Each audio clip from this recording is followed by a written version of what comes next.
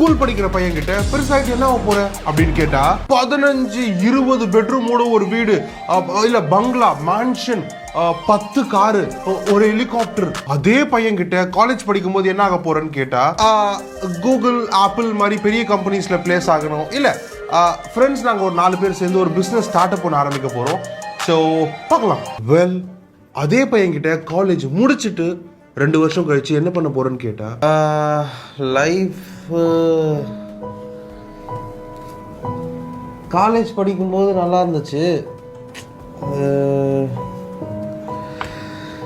தெரில, லைஃபே பிடிக்கல, ஒரு மாதிரி எப்பயுமே டிப்ரெஸ்டாக இருக்குது, தூக்கம் வர மாட்டேங்குது. இங்கே எல்லாரும் பணக்காரன் ஆக முடியாது, அதெல்லாம் சும்மா பிறக்கும் போதே பணக்காரனாக இருக்கணும், இல்லைன்னா தெரில நான் லைஃப்பில் என்ன பண்ண போகிறேன்னு அதுவும்